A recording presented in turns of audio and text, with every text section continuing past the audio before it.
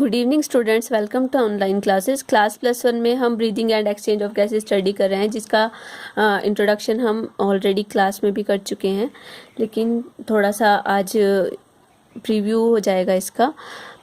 तो अगर हम रेस्पिरेटरी ऑर्गन्स की बात करते हैं तो रेस्पिरेटरी ऑर्गन्स में हमारा जो रेस्पिरेटरी ट्रैक है वो स्टार्ट होता है एक्सटर्नल नेयर्स से, ठीक है। इसके बाद आता है हमारा नेज़ल चैम्बर, यहाँ पर आता है इंटरनल नेयर्स, फिर ये हमारा फेरिंक्स वाला रीजन आता है, फिर इसके बाद यहाँ पे प्रेजेंट होता है ग्लॉटिस प्रेजेंट होता है, जिसके ऊपर एक लिड लाइक स्ट्रक्चर होता है जो कि इसको कवर कर लेता है। जब हम फूड को स्वेलो करते हैं उस टाइम पर ये जो लिड है ये बंद हो जाती है, ताकि जो फूड है वो हमारी फूड पाइप में एंटर ना कर सके। ये इसे बोलते हैं एपिग्लॉटिस, और ये ओपन होता है लैरिंग्स में, जिसको हम जनरली वॉइस बॉक्स बोलते हैं। इससे बाद यहाँ पर स्टार्ट होता है हमारा ट्रैकिया वाला रीजन। ट्रैकिया हमारी विंड पाइप है, ठीक है। इसकी जो लेंथ है वो अप्रॉक्सीमेटली 10 to 11 सेंटीमीटर होती है। यहाँ पर सी शेप्ड कार्टिलेज बने होते हैं जो कि इसकी यहाँ पर प्रेजेंट होते हैं। इनका मेन फंक्शन होता है कि जब एयर एंटर करे या हम एक्सेल करें तो उस टाइम पे प्रेशर की वजह से जो हमारी पाइप है वो कोलैप्स ना हो जाए। तो कोलैप्सिंग को अवॉइड करने के लिए यहाँ पर सी शेप्ड कार्टिलेज होते हैं। सी शेप्ड क्यों है? ये यहाँ से आगे से बंद होते हैं और पीछे की तरफ ओपन होते हैं, क्योंकि पिछली तरफ को वर्टिब्रल कॉलम प्रेजेंट होती है जहाँ से इसको सपोर्ट मिलता है। तो यहाँ पे ट्रैकिया के अंदर 16 के राउंड अबाउट जो हमारे कार्टिलेज हैं वो प्रेजेंट होते हैं। ट्रैकिया फर्दर थोरेसिक कैविटी के अंदर एंटर करता है, जहाँ पर हमारे मेन ऑर्गन्स लंग्स प्रेजेंट होते हैं, और ये ट्रैकिया 2 ब्रांचेस में सेपरेट हो जाता है जिन्हें बोलते हैं ब्रोंकाई। एक ब्रोंकाई एंटर कर जाता है राइट लंग की तरफ, दूसरा एंटर करता है लेफ्ट लंग की तरफ। जो हमारे लंग्स है, लंग्स डबल मेम्ब्रेनस स्ट्रक्चर्स होते हैं, जिसकी बाहर वाली जो मेम्ब्रेन है इसे बोलते हैं पैराइटल प्लूरा, और जो अंदर वाली मेम्ब्रेन है इसे बोलते हैं विसरल प्लूरा। जो प्लूरा वर्ड है वो लंग्स के लिए स्पेशली यूज़ किया जाता है। इसके बीच में फ्लूइड भरा होता है जिसे प्लूरल फ्लूइड बोला जाता है। प्लूरल कैविटी के अंदर वो फ्लूइड भरा होता है। जो राइट लंग है वहाँ पर 3 लोब्स प्रेजेंट होते हैं, और जो लेफ्ट लंग है वहाँ पर 2 लोब्स प्रेजेंट होते हैं। जो हमारा राइट लंग होता है वो थोड़ा बड़ा होता है, और जो लेफ्ट लंग है वो छोटा होता है, क्योंकि यहाँ पर एक नॉच लाइक स्ट्रक्चर होता है, एक नॉच बनी होती है जहाँ पर जो हार्ट है वो फिक्स होता है, ठीक है। यहाँ पर हार्ट को प्लेस किया जाता है। फर्दर जो ब्रोंकाई हैं वो सेकेंडरी ब्रोंकस में चेंज हो जाते हैं, जो फर्दर हर एक लोब में एंटर करते हैं। तो इस हिसाब से राइट लंग के अंदर 3 सेकेंडरी ब्रोंकाई होंगे, और लेफ्ट लंग के अंदर 2 सेकेंडरी ब्रोंकाई होंगे। अगर इसकी फर्दर डाइवर्सिफिकेशन हम देखें तो इस तरह से ये डाइवर्सिफाई होता है कि प्राइमरी ब्रोंकस होते हैं ये सेकेंडरी ब्रोंकस में चेंज हो जाते हैं, ठीक है। प्राइमरी ब्रोंकस कितने हैं हमारे पास? ये वाले 2 हैं, ठीक है। ये सेकेंडरी ब्रोंकस यानी कि 3, और यहाँ पर 2 इसमें चेंज हो गए सेकेंडरी ब्रोंकाई में। सेकेंडरी ब्रोंकाई फर्दर डिफ्रेंशिएट हो जाते हैं टर्शरी ब्रोंकाई में।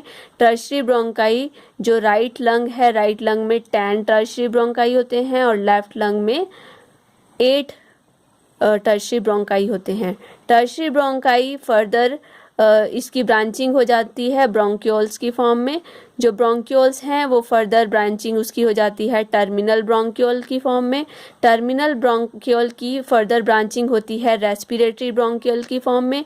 रेस्पिरेटरी ब्रोंक्यूल की फर्दर ब्रांचिंग हो जाती है एल्विलर डक्ट्स की फॉर्म में। जो एल्विलर डक्ट्स हैं वो एल्विलर सैक में ओपन होती हैं, और हर एक एल्विलर सैक छोटी छोटी ग्रेप लाइक स्ट्रक्चर्स से बना होता है जिन्हें बोलते हैं एल्व्यूलाई, और इसकी जो सिंगुलर फॉर्म है वो है एल्व्यूलस।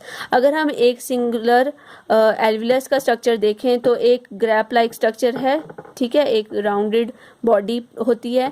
इसकी जो अंदर वाली लेयर होती है ये बनी होती है स्क्वैमोस एपिथेलियल सेल्स की, ठीक है।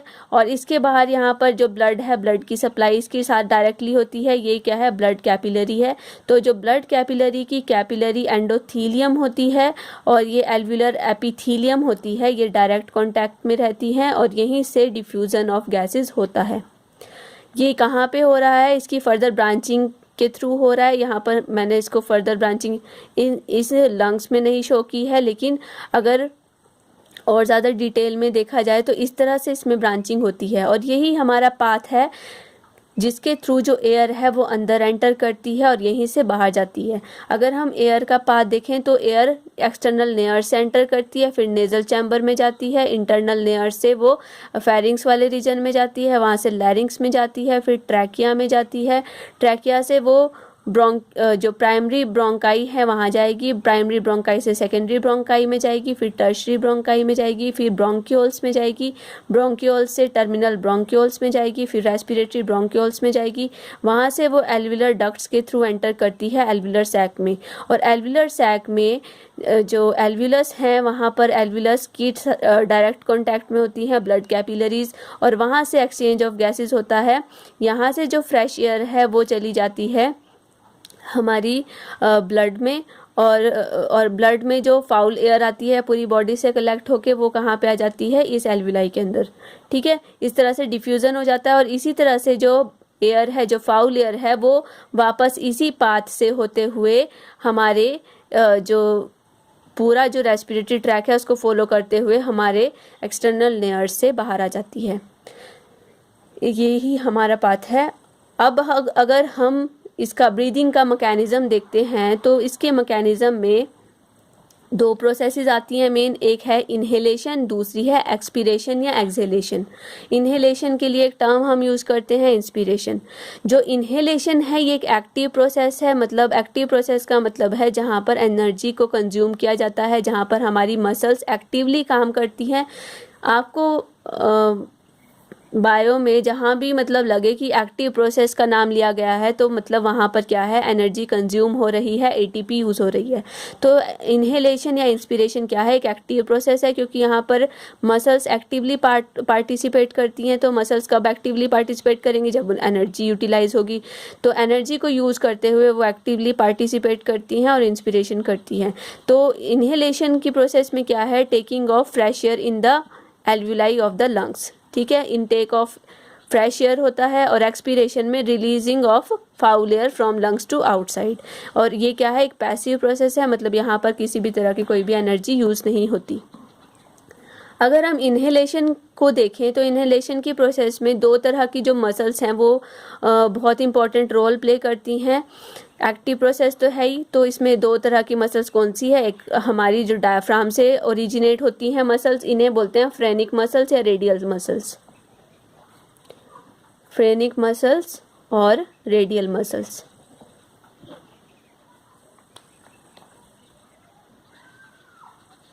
ठीक है, एक तो ये एक्टिवली पार्टिसिपेट करती हैं, दूसरी हमारी एक्सटर्नल इंटरकॉस्टल मसल्स होती हैं जो पार्टिसिपेट करती हैं। तो डायफ्राम से ओरिजिनेट करने वाली मसल्स किस तरह से प्रेजेंट होती हैं।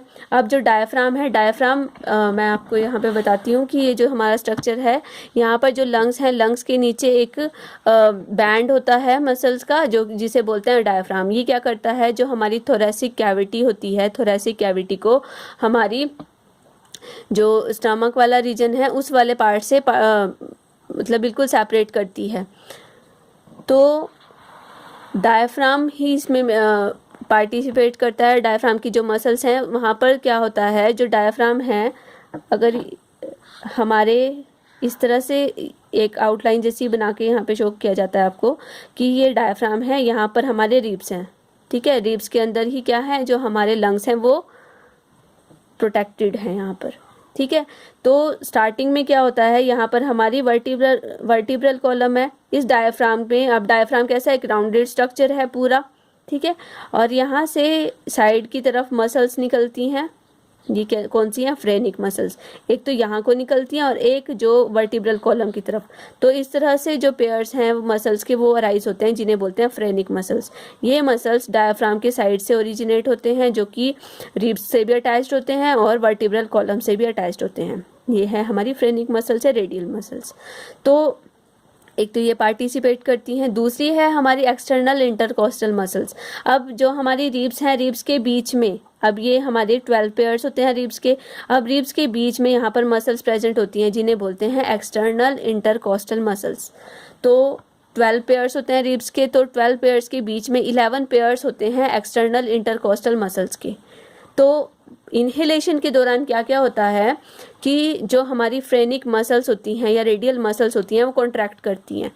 जो ओरिजिनल हमारी डायफ्राम की शेप है वो कैसी है, डोम शेप्ड है, ठीक है, बिल्कुल ऐसे डोम की तरह होती है ऐसे।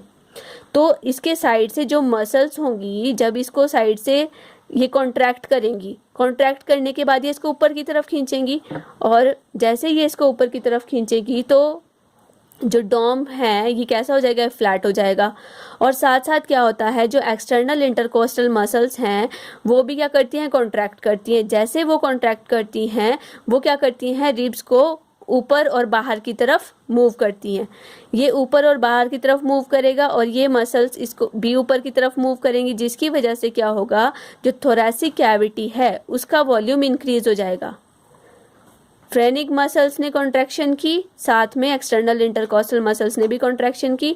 दोनों का रिजल्ट क्या हुआ, जो हमारी थोरैसिक कैविटी है उसका जो वॉल्यूम है वो इंक्रीज हो गया। अब जैसे ही वॉल्यूम इंक्रीज होता है तो प्रेशर डिक्रीज हो जाएगा।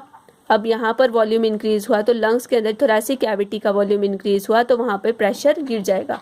अब जो रूल है, रूल के अकॉर्डिंग क्या होता है, जैसे ही वॉल्यूम इंक्रीज होता है प्रेशर डिक्रीज होता है। तो प्रेशर डिक्रीज होने से जो अब लंग्स में प्रेशर कम है एयर का और एटमॉस्फेयर में ज़्यादा है। हमेशा जो मूवमेंट होती है एयर की वो कहाँ से कहाँ होती है, हाई टू लो प्रेशर, ठीक है, हाई प्रेशर से लो प्रेशर की तरफ मूवमेंट होती है। तो इस दौरान क्या होगा, जैसे ही प्रेशर डाउन हुआ लंग्स का, बाहर की जितनी भी एयर थी वो रश कर जाएगी लंग्स के अंदर, ठीक है। Air moves from atmosphere to lungs, तो जिसकी वजह से क्या होगी, इनहेलेशन होगी।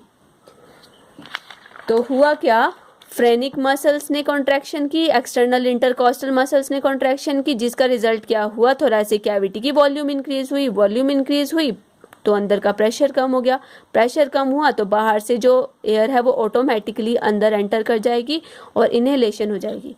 और एक्सहेलेशन के दौरान क्या होता है, इसका ऑपोजिट होता है। जितनी भी ये मसल्स हैं, फ्रेनिक मसल्स हैं या एक्सटर्नल इंटरकोस्टल मसल्स हैं, ये दोनों मसल्स क्या करेंगी, रिलैक्स करेंगी। जैसे ही फ्रेनिक मसल्स रिलैक्स करती है, डायफ्राम की शेप कैसी होती है, डोम शेप हो जाती है। पहले कैसी हो गई थी, फ्लैटेंड हो गई थी। पहले इस तरह से ये इस तरह बन गया था, अब वापस से ये डोम शेप में आ गया और जो रिब्स हैं वो भी अपनी नॉर्मल पोजीशन पे आ गई, ठीक है। तो जैसे ही अपनी नॉर्मल पोजीशन पे आ जाएंगी तो उस टाइम पे क्या होगा, जो थोरैसिक कैविटी है उसका जो वॉल्यूम है वो डिक्रीज हो जाएगा। जब वॉल्यूम डिक्रीज होगा तो प्रेशर इंक्रीज हो जाएगा। जब अंदर प्रेशर इंक्रीज होगा तो जो एयर होगी वो ऑटोमेटिकली अंदर से बाहर चली जाएगी। तो जो एयर है वो लंग्स से एटमॉस्फेयर में जाएगी और इसका रिजल्ट क्या होगा, एक्सहेलेशन, ठीक है। तो इनहेलेशन का ऑपोजिट इसमें हो जाएगा। अब इनहेलेशन में मसल्स ने काम किया, उन्होंने कॉन्ट्रैक्शन की, कॉन्ट्रैक्शन के दौरान एटीपी यूटिलाइज हुए, एटीपी उन्होंने यूज़ किए, तो वहाँ पर क्या हुई, वो एक्टिव प्रोसेस हुई। लेकिन एक्सहेलेशन में क्या हुआ, जो मसल्स हैं वो रिलैक्स कर रही हैं, तो रिलैक्सेशन के दौरान कोई भी एटीपी यूज़ नहीं होता और रिलैक्सेशन में क्या हुआ, जो मसल्स हैं वो अपनी ओरिजिनल पोजीशन पे आ जाएंगी, वॉल्यूम डिक्रीज हो जाएगी, प्रेशर इंक्रीज होगा, जो एयर है ऑटोमेटिकली खुद से बाहर आ जाएगी और इसका रिजल्ट क्या होगा, एक्सहेलेशन होगा। तो इस तरह से इनहेलेशन और एक्सहेलेशन की प्रोसेस होती है और इसी तरह से जो हमारी अंदर एयर है वो एंटर करती है और इसी तरह से बाहर जाती है। अब इसके बाद आपके पास इसमें आता है कि किस तरह की, अब ये तो नॉर्मल केसेस में है कि अगर आप नॉर्मली ब्रीथ कर रहे हो, नॉर्मली इनहेलेशन कर रहे हो, एक्सहेलेशन कर रहे हो। कुछ एक ऐसी वॉल्यूम्स भी होती हैं जो कि प्रेशर के साथ काम करती हैं। तो कुछ एक आपके पास लंग्स की कैपेसिटीज़ हैं या पल्मोनरी एयर वॉल्यूम्स हैं, तो कुछ एक टर्म्स हैं, उसको हम नेक्स्ट लेक्चर में कंटिन्यू करेंगे। Thank you class.